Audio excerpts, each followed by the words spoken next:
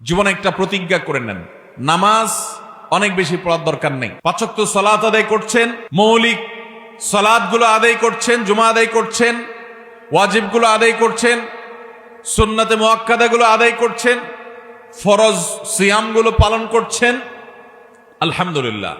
যাকাত দিচ্ছেন, খুব বেশি দান সদকাও করতে পারতেছেন না, খুব বেশি নফল সালাত আদায় করতে পারেন না, খুব বেশি নফল সিয়ামও রাখতে পারেন না, খুব বেশি ওয়াজ মাহফিলেও যাইতে পারেন না, অসুবিধা নেই।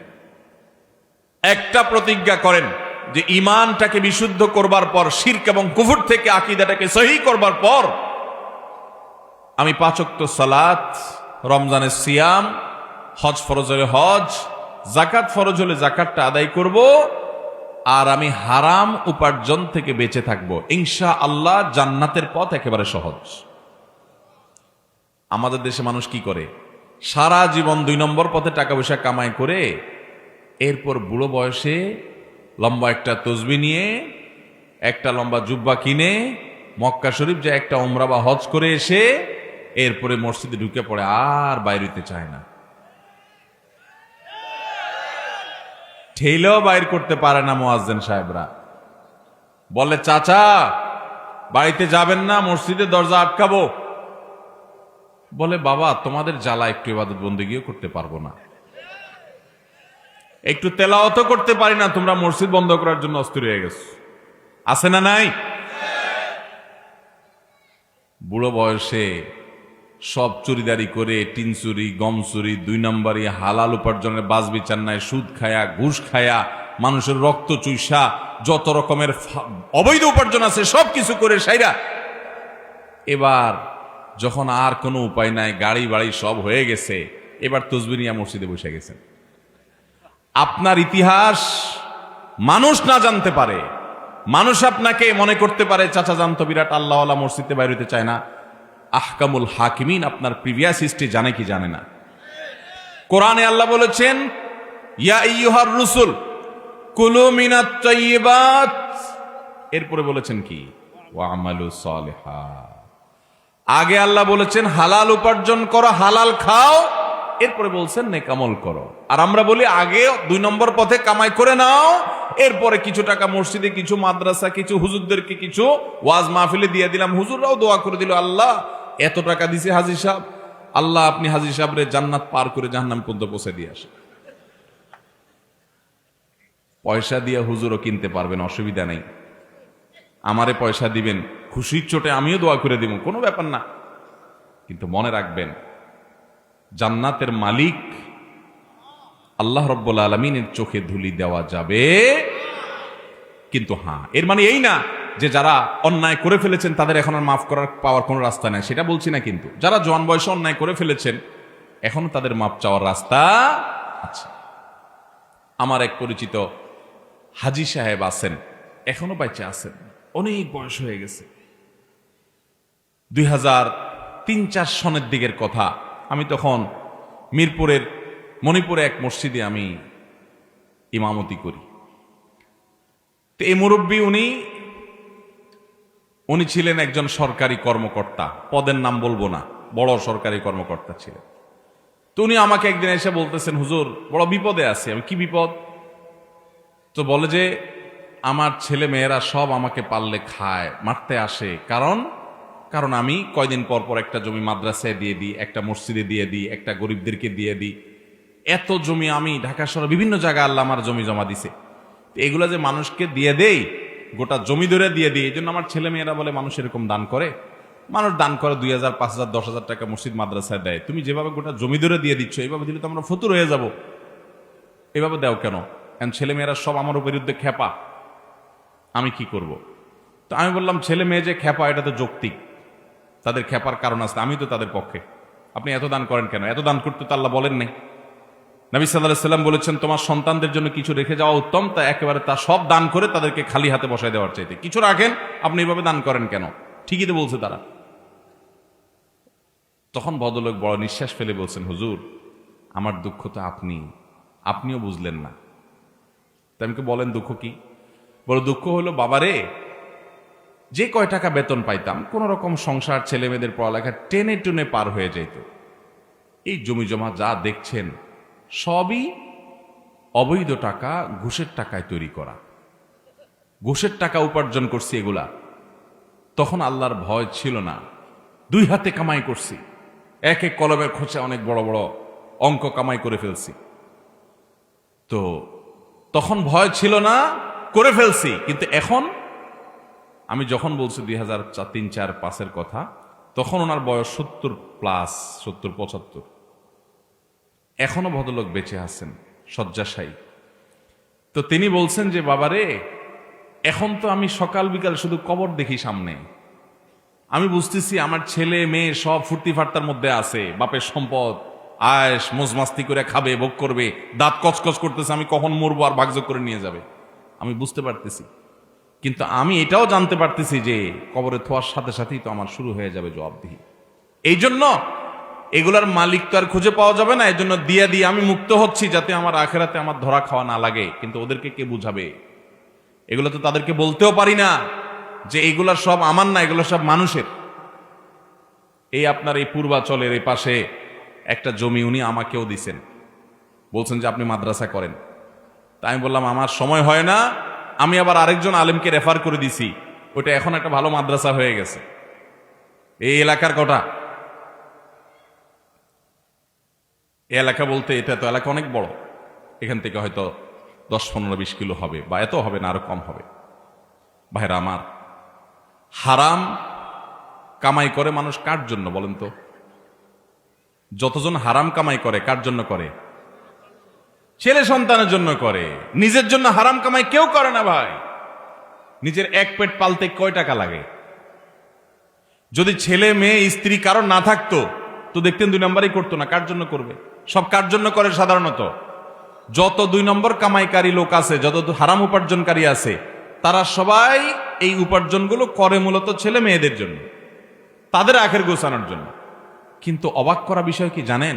কিয়ামতের ময়দানে যখন আপনি ধরা পড়বেন, এই ছেলে মেয়ের কেউ কিন্তু বলবে না যে আল্লাহ আমার বাপের সব আমাদের জন্যই করছিল, নিজের জন্য কিছু করে নাই, আপনি যা শাস্তি দেওয়ার আমারে দেন, আমার বাপরে ছেড়ে দেন। বলবে? আল্লাহ কোরআনে বলছেন ইয়াউমা ইয়াফিরুল মারউ মিন আখিহি ওয়া উম্মিহি ওয়া আবিহি ওয়া সাহিবাতিহি ওয়া বানিহি লিকুল্লি ইমরিইম মিনহুম ইয়াউমা ইযিন শা'নুন ইউগনিহি। সেদিন সবাই সবাইকে দেখে পালাবে। মাকে দেখে সন্তান পালাবে, বাপ তো পরের কথা, যে না জানি আমাকে এসে ধরে কোনো আমলের জন্য। বাবারা, কার জন্য 2 নম্বর উপার্জন করছেন? এই জন্য আমার যুবক ভাইয়েরা প্রতিজ্ঞা করেন, সরকারি চাকরি পান আর বেসরকারি, ব্যবসা করেন আর বিদেশ যান, যেভাবে উপার্জন করেন না কেন, জীবনে কখনো হারাম উপার্জন করব না। নিয়ত করবো তো ইনশাআল্লাহ। যুবক ভাইরা প্রতিজ্ঞা করেন, অন্য কোনো আমল করতে খুব বেশি, নফল আমল খুব বেশি করতে পারেন না, কোনো টেনশন নেই। দোয়া দরুদ খুব বেশি পড়তে পারেন না, কোনো টেনশন নেই। জীবনে একটা ওয়াজ মাহফিলও আসতে পারেন নাই, কোনো টেনশন নেই। প্রতিজ্ঞা করেন 5 ওয়াক্ত নামাজ ঠিক রাখবেন, রমজানে ফরজ রোজাটা পড়বেন, মেইন মূল ফরজ কাজগুলো করবেন, মূল হারাম কাজগুলোতে বেঁচে থাকবেন, আর সবচেয়ে বেশি গুরুত্ব দিয়ে উপার্জন যে হারাম আছে এই হারাম থেকে বেঁচে থাকবেন। এটা এই যুগে কত কঠিন কাজ জানেন? এই যুগে সব সোজা, এটা সবচেয়ে কঠিন। যুবকদের জন্য 2টা জিনিস সবচেয়ে বেশি চ্যালেঞ্জের। এক হলো এই হারাম থেকে বাঁচা, আরেকটা হলো চরিত্র রক্ষা করা, চরিত্রকে হারাম থেকে রক্ষা করা। এই 2টা সবচেয়ে কঠিন কাজ। এই 2টা যে ওভারকাম করবে, তার সামনে আর ইনশাআল্লাহ অন্য কোনো বাধা টিকবে না। সে সকল বাধা পেরিয়ে ইনশাআল্লাহ জান্নাত পর্যন্ত যেতে পারবে। হালাল উপার্জন করলে কি লাভ হয় জানেন? নগদে যে লাভটা হয়, নগদে মনটা থাকে রিল্যাক্স মোডে, সুখে থাকে মানুষ। হালাল উপার্জন করলে মানুষ কি থাকে? টাকা যারা কামাই করে 2 নম্বর পথে, তারাও তো সুখের জন্যই কামাই করে, না দুঃখের জন্য করে? হারাম টাকা যারা কামায় কিসের জন্য করে?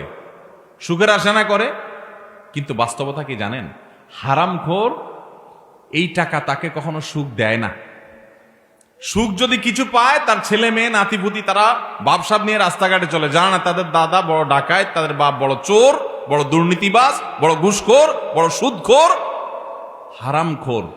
এটা তো ছেলে মেয়ে জানে না, তারা তো মোজ মাস্তি করে বাপে কামাইছে, বাপে যে 2 নম্বর পদে কামাইছে, দাদা যে 2 নম্বর পদে কামাইছে, নানা যে 2 নম্বর পদে কামাইছে, এটা তো নাতিরা জানে না, ছেলে মেয়ে জানে না, তারা মোজ মাস্তি করে ঘুরে বেড়ায়। আর বুড়া নিজেরটা নিজে জানে, হায় রে এগুলো সব তো চোরাই টাকা, এগুলো সব তো 2 নম্বর টাকা। তার ভেতরে ত্রাস শুরু হয়ে যায়, অস্থিরতা লাগে। ওই যে মুরব্বীর কথা বলছি, উনি আমাকে বলছেন, হুজুর আমার কাছে তো ভালো লাগে না, আমি তো জানি এগুলো সব মানুষের রক্ত চোষা টাকা, এগুলো যখন মনে উঠে আমার ভিতর থেকে, ওনাকে আল্লাহ তওবার নসিব দিয়েছেন, উনি তো ভালো মানুষ যে উনি ফিরে এসেছেন, সুযোগ পেয়েছেন মৃত্যুর আগে তওবা করার। কত কবল পড়া আছে, এই সম্বিত পর্যন্ত তার ফিরে আসে নাই, সে মৃত্যুর আগে তওবা পর্যন্ত করা নসিবে হয়। অতএব যুবক ভাইরা, প্রতিজ্ঞা করেন হালাল উপার্জন করবেন, ঠিক আছে তো ইনশাআল্লাহ? জীবনে কখনো একটি টাকা, 1 টাকার একটা কয়েন হারাম হলে এভাবে ছুঁড়ে ফেলে দিব, ওইটা আমার দরকার নেই, ঠিক আছে না ইনশাআল্লাহ? এই জন্য সাহস লাগে। কিন্তু মুশকিল হলো কি জানেন, এটা বড় কঠিন কাজ। কেন কঠিন বলেন তো? এটা করলে আপনার বউটা আপনারে বলবে যে রাখো তোমার সংসার, আশেপাশে সবাই কত লাল হয়ে যাচ্ছে, নীল হয়ে যাচ্ছে, কালারফুল জীবন যাপন করছে, আর তুমি কি মিয়া 10,000 টাকা বেতন পাও, এটা দিয়া খয়রাত আনো। দেখবেন বউটাও খুব একটা রাজি না। আরে বউ তো অনেক পরের কথা, নিজের জন্মদাতা বাপটা দেখবেন খুশি না। গর্ভধারণ করছে যে মা, সে মাও দেখবেন বলবে বাবা এরকম করলে কি চলে, একটু একটু অত ইসলামকে মেনে পারা যায়, বলবে কি বলবে না? এই জন্য গোটা পরিবারকে ইসলামের উপর উঠাতে হবে। বিয়ে করার জন্য এমন একটা মেয়েকে জীবন সঙ্গী হিসাবে নিতে হবে যে হারাম থেকে বাঁচার জন্য প্রয়োজনে জীবন দিতে প্রস্তুত আছে, তারপরে হারাম খাবে না, হালালে তুষ্ট থাকবে। হারাম খোররা অনেক চকচকা লাইফ লিড করে, আমরা দেখে মনে করি কত সুখে আছে, কিন্তু ও জানে ও নিজে একটা চোর। জানে কি জানে না? এটারে বলে অপরাধ বোধের অদৃশ্য দাহন। ভেতর থেকে জ্বালা পোড়া আছে, উপর দিয়ে হাসে ফিটফাট, ভেতরে কিন্তু সদরঘাট। কারণ সে জানে সে কি, সে দুর্নীতিবাজ, সে চোর, সে ডাকাত, সে খুনি, সে মানুষের রক্তচোষা, সে হারাম খাইছে, এটা সে জানে। আমরা বাহির থেকে দেখে মনে করি অনেক সুখে আছে, সে জানে তার মনে কত অস্থিরতা, পেরেশানি। আর যদি হালাল উপার্জন করেন কি লাভ হবে জানেন? সব বাদ দেন, নগদ লাভ হবে কি? আপনার হয়তো অনেক বড় বিল্ডিং নাও হইতে পারে, আবার অনেকে হালাল করেও বিল্ডিং হয়, গাড়ি বাড়ি হয়, আল্লাহ তাদেরকে দেয়, ব্যবসা বাণিজ্য করে হালাল পথেও মানুষ পয়সা আলা হয়। পয়সা আলা হয় কিন্তু আবার দোষের না, ভুল বুঝেন না। আল্লাহ একজনকে হালাল টাকা দিছে, হালাল টাকা কোটি কোটি টাকা হয়ে গেল, হইতে পারে কি পারে না? পারে, কিন্তু এটা কঠিন। আপনি যদি হালাল টাকায় একটু কুড়ের ঘরে থাকেন, কুড়ের ঘরে, আর আপনার ঘরে শান্তি থাকে, মানুষ দেখে আপনারে পাত্তা দিবে না, বলবে আরে গরিব মানুষ।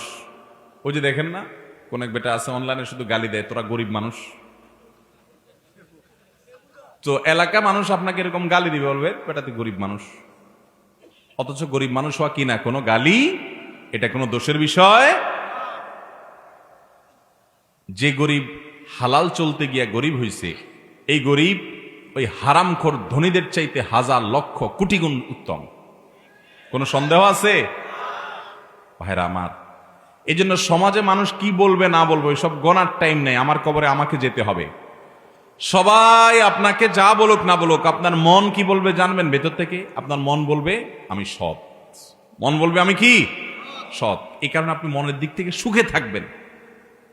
আমি এরকম বহু সরকারি কর্মকর্তাও দেখেছি যে কোন রকম অনেক বড় সচিব ছিলেন, কিন্তু কোন রকম একটা একতলা বাড়ি করে ঢাকা শহরের জীবন যাপন করে দিছে, বেশি কিছু করতে পারে নাই, কিন্তু খুব হাসি খুশি। কারণ সে জানে সে মানুষটা সৎ, ভেতর থেকে তার শান্তির শুধুমাত্র আপনার শান্তির বার্তা সে ভেতর থেকে পায়। অতএব হালাল উপার্জন করা এবং হারাম ছাড়ার জন্য সংকল্প করা দরকার। আজকে বাংলাদেশের সবচেয়ে বড় সমস্যাগুলোর একটা হলো দুর্নীতি। প্রতিটা পদে পদে পদে পদে চেয়ারে চেয়ারে, চেয়ার তো দূরের কথা, চেয়ারের পায়া, চেয়ারের খুঁটি, চেয়ারের আপনার কাপড় চোপড়, চেয়ারের পেরাক যা আছে চিপা চাপা সবগুলা ঘুষ খা। একটা টিকিট কিনতে যাবেন ট্রেনের, নাই, কালোবাজারি হয়ে গেছে, ঠিক না ভাই? ঠিক। চতুর্পাশে। অথচ আমরা আবার বলি এদেশে বেশিরভাগ সংখ্যাগরিষ্ঠ মুসলমানদের দেশ, তাহলে যত 2 নম্বরই কাজ করে এগুলো সব বেশিরভাগ মুসলমান না? কারণ বেশিরভাগ মানুষই তো মুসলমান, নামে মুসলমান। এই নামে মুসলমানের জন্য আল্লাহ জান্নাত তৈরি। অতএব হারাম ছাড়বো তো ইনশাআল্লাহ। যারা সুদের কারবার করেন এই এলাকার, আল্লাহর জন্য এটাকে তালাক দিবেন, ছেড়ে দিবেন, ঠিক আছে তো ইনশাআল্লাহ? এবং হালালে চলে আসবেন। কার জন্য করবেন? যাদের জন্য করছেন হারাম কামাই, এরা কেউ কিন্তু দায়িত্ব নিবে। আল্লাহ তাআলা আমাদের সবাইকে হক হালালি চলার তৌফিক দান করুন, হারাম ছাড়ার তৌফিক দান করুন। জাযাকুমুল্লাহু খাইর ওয়া আখিরু দাওয়ানা আলহামদুলিল্লাহি রাব্বিল আলামিন। ভাই, অনেক প্রশ্ন আছে আপনাদের, অনেক প্রশ্ন, আমি আলোচনা দীর্ঘায়িত করলাম না।